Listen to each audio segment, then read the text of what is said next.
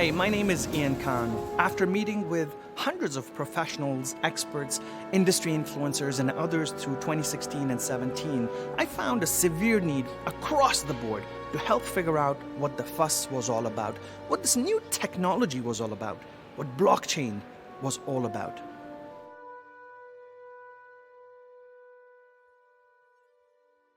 Blockchain City is the true story of blockchain and the reality of how it impacts us all. As people, our cities, our workplaces, our families, and our future.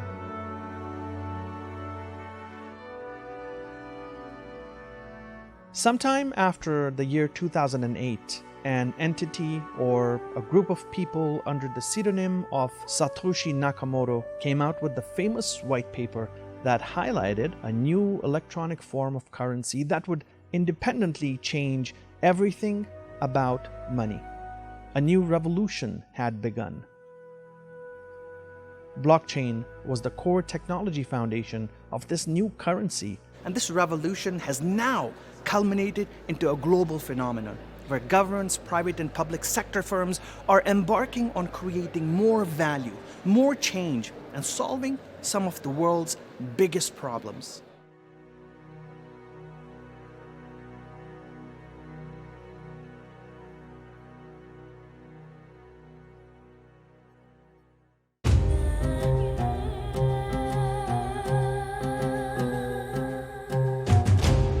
My journey of understanding this global movement to create more trust, secure our transactions, and create more value started in the city of Dubai. This is where the vision of tomorrow is driving an aggressive strategy of how technology can augment our capabilities. Follow me on this journey as I embark on a quest to find the truth from those who know best where we're headed. In the middle of the Arabian Peninsula, one of the most well-known cities is Dubai, a fast-growing metropolis and the epicenter of change in the Middle East. Dubai has always been synonymous with progress, challenging the status quo, and dreaming big. The government of Dubai, with its vision of tomorrow, powered by technology, has embarked on an aggressive plan to enable a blockchain-based government by 2020. The UAE also has a national plan to enable blockchain across all 7 Emirates by the year 2030.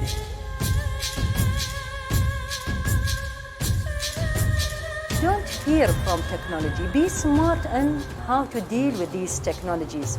Doesn't matter if it is a blockchain or big data or any type of technologies, even our smart devices, as long as we know why we are using it. If you don't know how to use them, go and educate yourself. Make sure that you utilize the best of these technologies for your own benefit. We need to be wise enough to understand what these technologies will add value to my life. And for me personally, as long as it will make my life much simpler and much easier, I will go for it.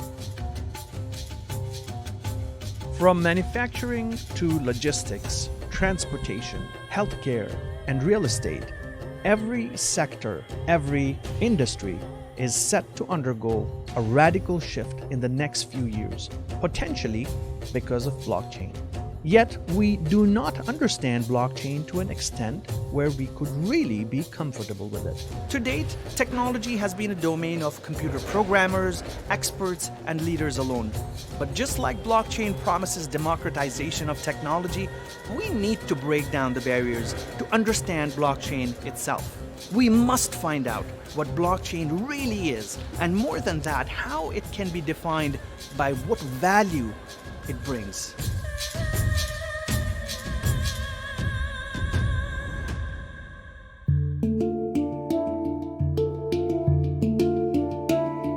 A blockchain is essentially a breakthrough in database technology. It's a new kind of database system that, because of its architecture, enables everybody on the system to trust the system.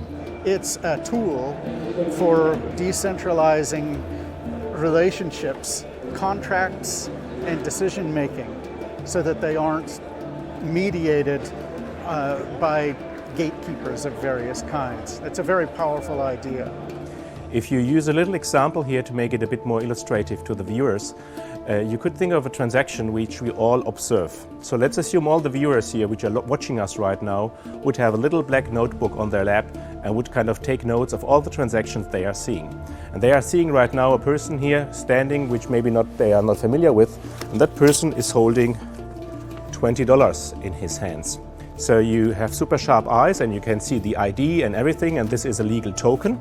So now you see that I give this $20 to this gentleman over here, which you don't know, but you have seen the transaction took place. Now you write this transaction in your little black notebook and calculate a little sum to that, and you add all the subsequent transactions to that. Now let's say in 5 minutes I'm saying, oh, wait a minute, that weren't $20, that were $100, and I want my $100 back. So all the people who are viewing this transaction, I would have now to convince that their transaction, which have been kind of jotted down in their little black notebooks, are not actually $20 but $100. Now how would I do that, right? Because I don't know how many people actually have a ledger, have written down this transaction. And on top of that, I would have kind of pried my way through. I have to persuade them to change the entry. Why would they do that, right? Because they don't know me, there's nothing they can gain here. And in parallel, all the other transactions which are ongoing, because more people kind of doing payments, they have to be jotted down as well. So they would be super busy, and that would be prohibitively expensive for me to do so. So economically, it doesn't make sense. Despite the various explanations that blockchain is defined as, it's still hard to sometimes comprehend the actual technology. And for that, we must understand it beyond just its architecture. One of the most innovative and forward-thinking countries in the world is also one of the tiniest European nations, Estonia. Over the last 2 decades or so, Estonia has really laid the foundation of a digitally powered nation and is now reaping its rewards. Estonia is also considered to be a leader in blockchain, which in some ways is often a less represented fact. Estonia kind of had blockchain databases before the term blockchain was coined. But I would have to say that Estonia is not a blockchain nation, so we don't run fully on blockchain. We just happen to be in a position where we created similar databases that are now referred to as blockchain technologies. And we use that in our people's registry and to run our state databases and systems. One of the other benefits of blockchain is also mass collaboration and the ease of sharing information to create value. The Netherlands, with its Dutch Blockchain Coalition, is spearheading efforts to create global awareness and impact. It's a missing piece to support collaboration between different companies, between different governments in a supply chain. It can help you to work together and to give you as a person a better user experience and make new things possible. And yet, where would we be without really addressing the need for us humans to live a life of acknowledgement, respect, dignity, and value? Maybe blockchain can help us realize our true human potential. For me, blockchain is going to help me become more me. It's going to celebrate my individuality. I feel like the IP of who we are and our ideas will have value and meaning, and I think that's going to be a huge shift.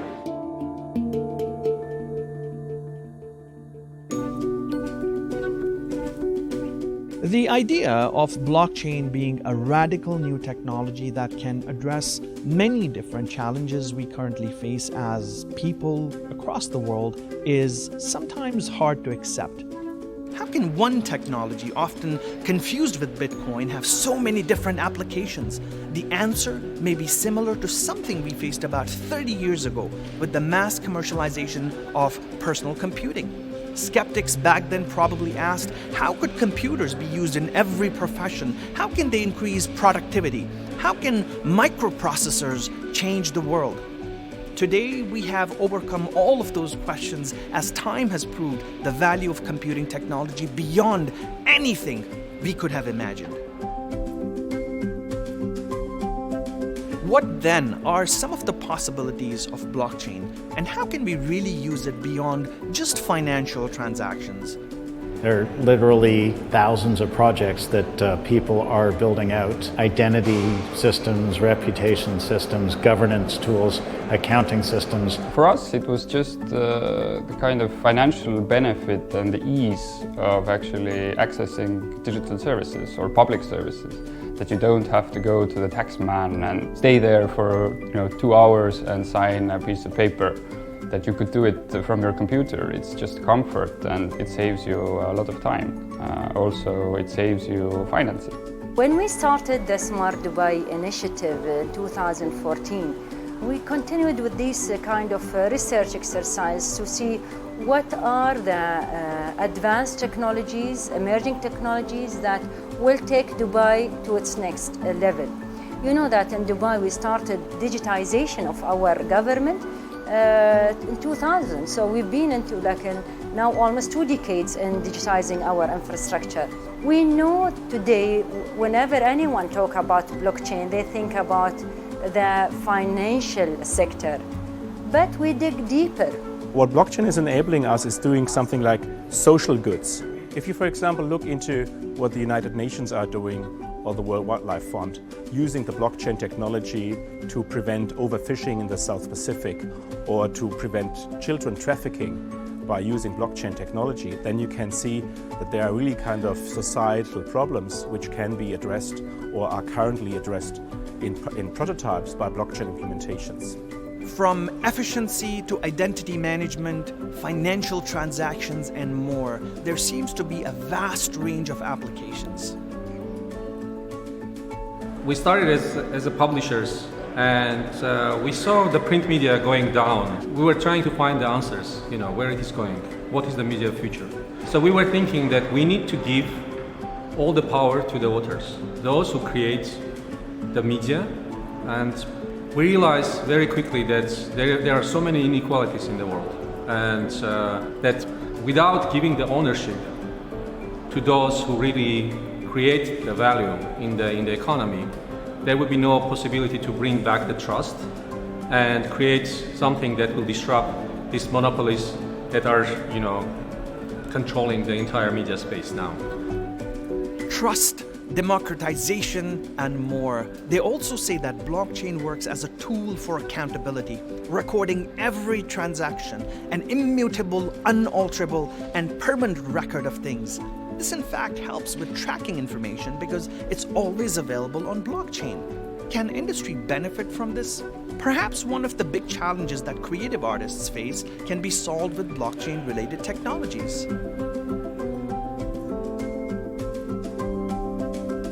So many examples of how it can change the music industry. I mean, a very simple example is if you've signed a contract with somebody for, say, a record deal or a publishing deal, it's all about percentages, and it's about at this point this happens, at this point this happens, this person gets paid when this is recouped. Anytime any artist has ever audited a label, they've always found money. So I think there's something in being able to digitise your contracts into smart contracts to help you interface with the services of the future.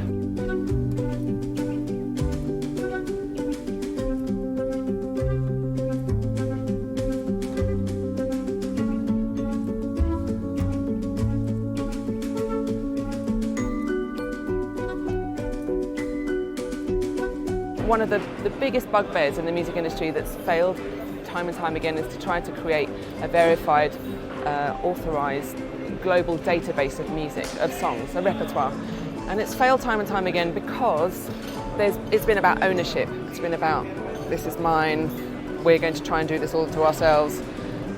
But in opening that up and becoming an open database where people can author that and attribute their worth to that and potentially be a part of that payment in the future also makes these things possible. I feel finally we can create a music ecosystem that is worthy of the music that we love. Content creators can now be compensated for their hard work and finally fight the war with piracy, which costs the music industry billions of dollars every year. But can you and I, as content creators, benefit with a technology such as blockchain as well? We are putting the contents of Wikipedia plus an extra 1 million articles that we've added to Wikipedia on the blockchain. What that means is that if somebody creates a new article and adds it to the database, they actually mine, by doing that, some tokens. We call them IQ tokens. What that means is that you become a co-owner. You have a financial stake in the creation and the quality of knowledge. It seems like challenges within government, banking, finance, and even real estate could now have an answer to create a higher rate of return on efforts, work, and productivity in general. One of our projects is to add efficiency in our reconciliation system between bank accounts. Normally, this kind of transaction take almost 45 days. And we thought by implementing blockchain, it will add 30 to 40% efficiency. But it gave us 100%. It dropped that time from 45 days to 0. So why not transferring this experience to the rest transactions in the government, whether it be internally, in our, for instance, HR transactions, procurement transaction, but also the transaction for the users. Why I should wait like for days or months to buy a house? Why it's not only like a matter of pressing a button? Just imagine how complicated bureaucracies are, right? And translating that into code, which is what's required by putting those operations on the blockchain, sounds like a very tall order. There is a natural tension, actually, between government operations in general and the blockchain, because what the blockchain is disintermediating relationships between individuals.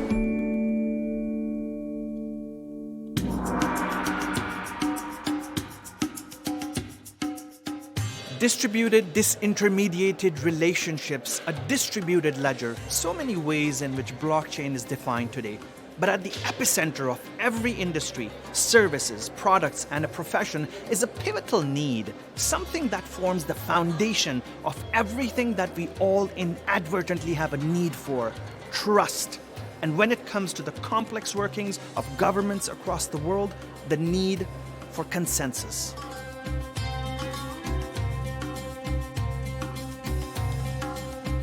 First, you have to find the trust in your citizens, that they trust the government with their data. It's a psychological thing to actually earn the trust. And then you have to have a very rigid system of infrastructure with these databases that we can actually access different data, pull it together. I think these are the first steps.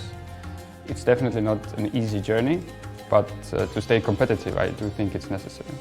In Dubai, we didn't take every sector individually. We took it from an experience perspective. So when we launched this strategy, we focus on 3 elements. The first element is to transfer the applicable government services to be 100% to be run on top of a blockchain. The second component to support building the blockchain industry in Dubai by attracting startups and entrepreneurs in this industry. And the third component to be a global thought leader when it comes to, again, the blockchain industry. When it comes to transferring the government services, we managed to bring almost 60 different bodies, whether it be government or non-government, and we came up with 20 use cases that by 2020 will be transferred to be run on top of blockchain. One of them is the real estate, but other is having health records on top of blockchain, educational records on top of blockchain, and so forth. And by bringing all these government agencies and non-government agencies in the same room, this by itself was a huge success, because the main challenge in any government, not only in Dubai, but even globally, is the silos happen between government entities. They don't talk to each other. At the European Blockchain Center, we do workshops with politicians where we discuss what needs to be done and where to start. One very important building block is how you deal with responsibility and accountability. How do you regulate blockchain startups as they are virtual and decentralized and distributed in these autonomous organizations? So it's really difficult to say how to regulate them and where they are creating value. So it's important for these governments and for these political decision makers to understand how this system works and how they can contribute to growth and value creation in those countries.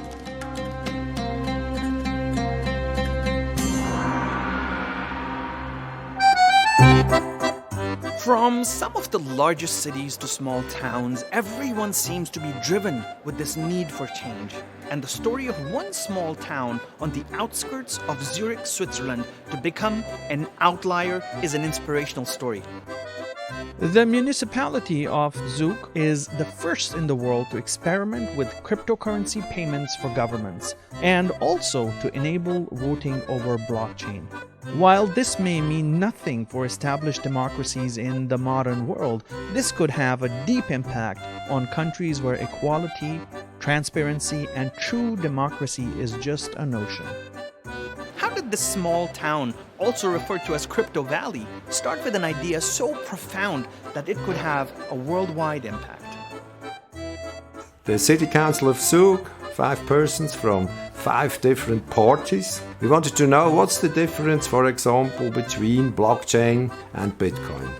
And so we invited a young student who explained us this difference. We didn't understand everything. We decided we accept Bitcoin for payments of certain fees of our city administration, not tax paying. This would have been a little bit too risky, and we didn't ask any experts about this. We said, just do it, let's try it.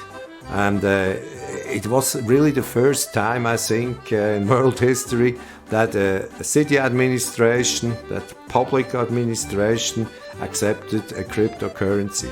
And I think it's a good and an easy story to explain people what blockchain could be and what use cases exist about blockchain.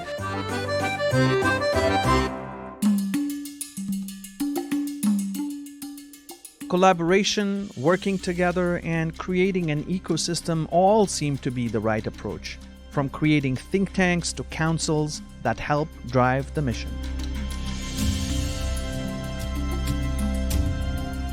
We've seen already many cities and even private sector approaching us to take lessons learned, but sometimes also taking the same implementation to be implemented in their cities. Working very closely with the Estonian government, working very closely with the Indian government, the Maltese government, to share these experiences. Actually having the largest blockchain summit run here in Dubai and attracting more than 100 speakers and more than 6,000 attendees, this by itself is a success story by how we shared our experiences here in Dubai and transforming it to the world by having this kind of a platform. A lot of cities are working on smart cities. Well, you can use blockchain to build real smart cities instead of only talking about it. So focus on the topics which are already important in your city. For example, street lights with a sensor in it. And when the sensor or the street light is broken, the sensor triggers a smart contract, and the smart contract sends out a micro job. And when a certified repairman has fixed the street light, then he gets paid immediately. You can't only read about blockchain, you must also start these small experiments, and the technology is good enough to run those experiments, to understand better what will be the opportunities and also the challenges of blockchain for your own city. Blockchain technology is often called an enabler for trust. But what does this really mean? Does it mean that everything stored on blockchain is accurate? Does it mean that blockchain will correct any inaccuracies in the information? Or does it just mean that blockchain has a way to account for information every single time? In my understanding, technology is a big factor for creating trust. Just as we are sure that aeroplanes fly and cars can drive, that electricity will light up in a room at the flick of a button, if it's not trust that technology enables, then what is it? How would the distributed computing of things such as voting rights enable trust? There are many questions that still need to be answered. It's really kind of something which is interesting because the discussion around trust is something which is kind of rooted deep in human beings. And maybe you trust institutions, but essentially they are also human beings. Now, with the promise of blockchain, kind of many people argue that there is no need for trusting anymore because there is certainty. Well, of course, there's still a need for trust because now you have to trust the technology. But the piece which the technology takes care of, namely the visibility of the transactions which are now transparent in the open daylight, that is something which creates trust that that transaction is secure, right? But still kind of the trust element is still here, but it's kind of improving the certainty in a transaction.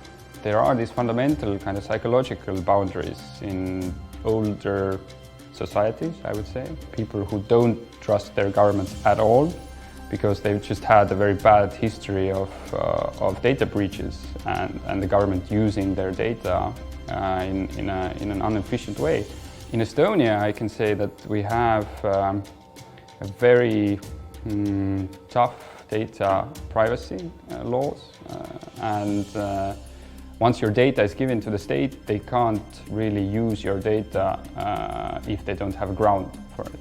So this is a very serious offense if someone looks at your data and they don't have a reason to look at your data.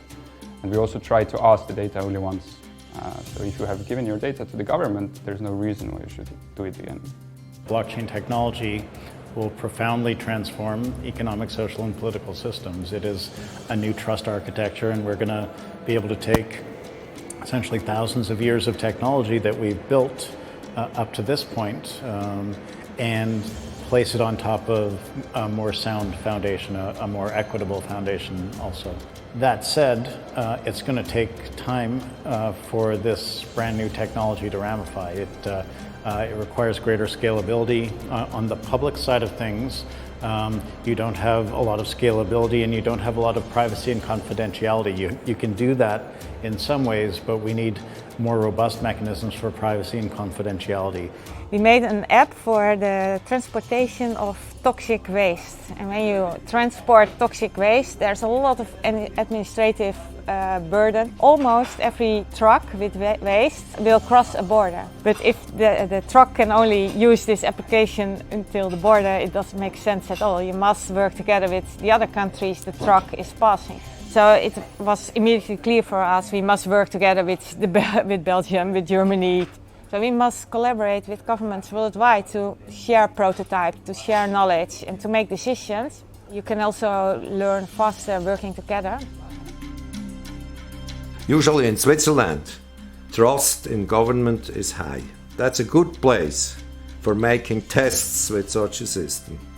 I think it's a better system than, for example, the e-voting systems we already have, but they are on a centralized computer. The best advantage this system has is you can always check, is my vote, my ballot. This could be also a measure against corrupt states, maybe. Okay, the dictator would have to accept this system. I think that could be a problem. You also can be a little bit critical. I think that's necessary. It's not to be enthusiastic. You must be open for this new technology. And I think so you get trust with daily experience, with simple use cases, with good stories to tell to the people. I think storytelling is the most important thing. Yeah. The future of many ambitious projects and solutions of problems is on the horizon, and blockchain could save the day. However, how far is this mass adoption, and what would it take for the world as we know it to run on blockchain? Is there an unrealistic expectation mixed with hype that is somehow diluting the real message of blockchain?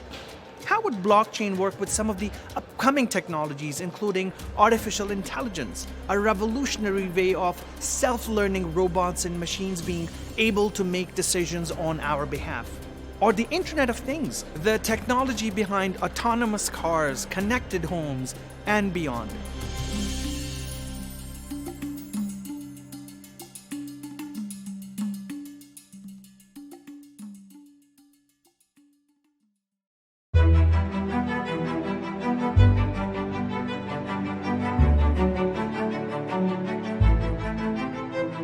The next few years will be a very short time to tell, but when we talk about 5 plus, 10 plus years, the Internet of Things will definitely have an effect in the next 5 years, connected by some kind of identity. So I do believe that there has to be a global form of identity if people are in different societies and they want to be connected with each other. And blockchain technology will play a major role there to connect these different databases.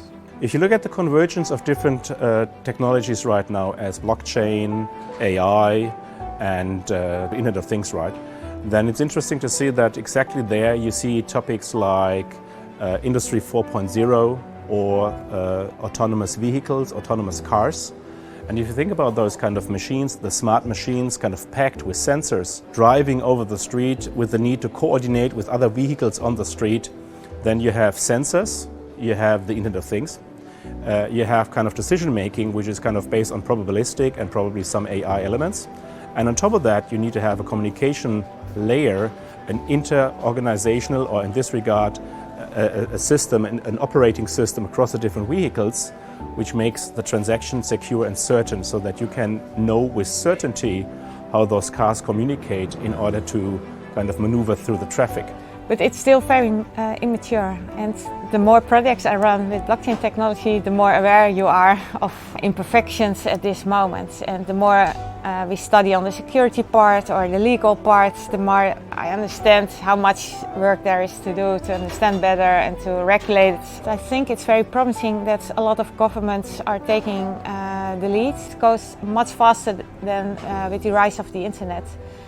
And I don't think that's a bad thing. I think it's normal because we've learned so much from the internet revolution. It's normal that it goes faster this time.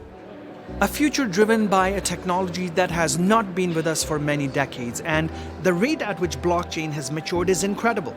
Is this all a high risk value proposition that can potentially have a fatal result? Do we need to be able to create certain maturity milestones before we can truly adopt technology at a mass scale? Perhaps the way we have traditionally adopted technology is also under disruption. What should we as regular people expect from the future, and how should we accept tomorrow as it's driven by the convergence of blockchain, AI, and the Internet of Things?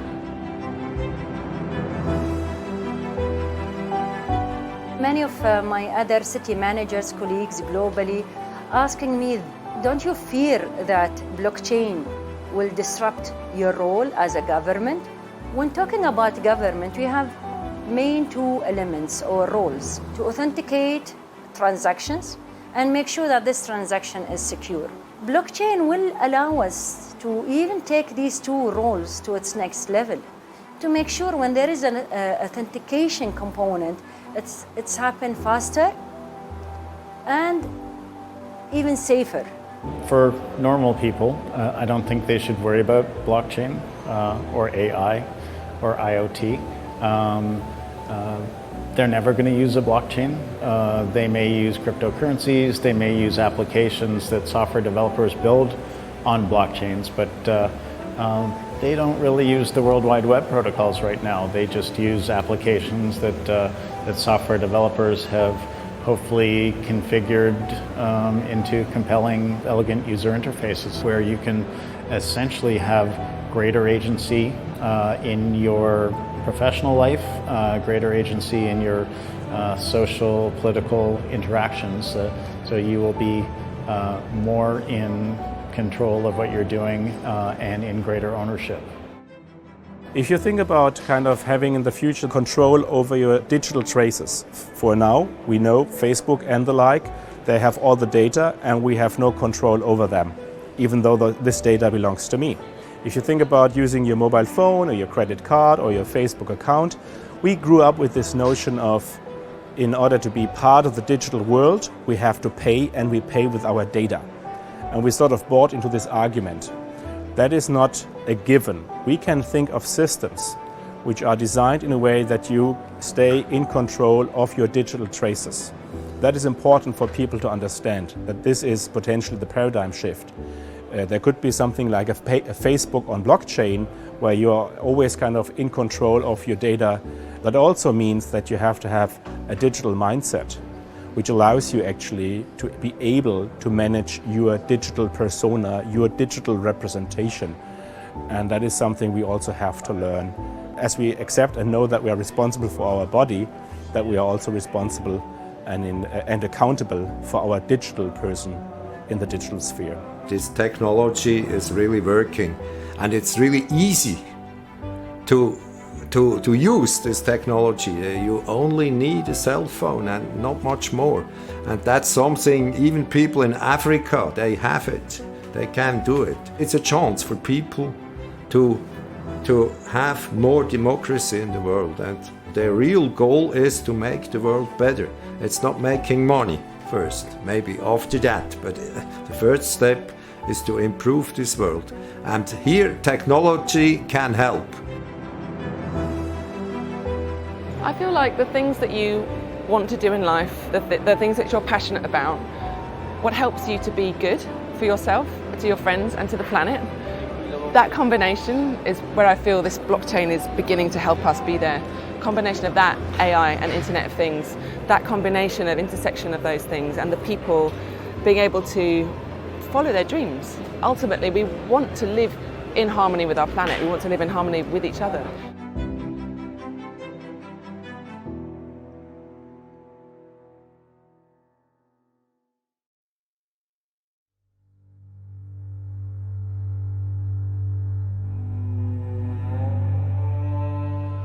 Tomorrow is not here yet, and despite that fact, we are actively building the future with our actions.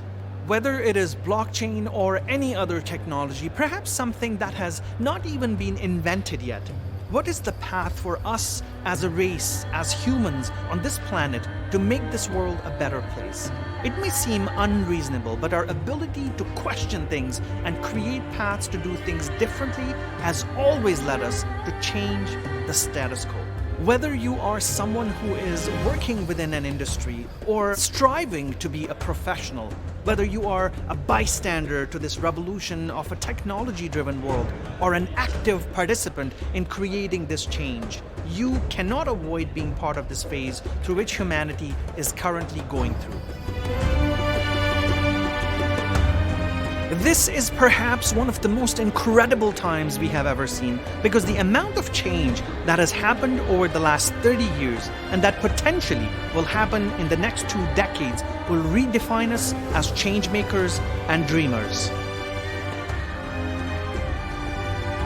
For now, the dream of changing the world, one town and one city at a time, is slowly becoming a reality through the trailblazing efforts of early adopters who question convention and break stereotypes.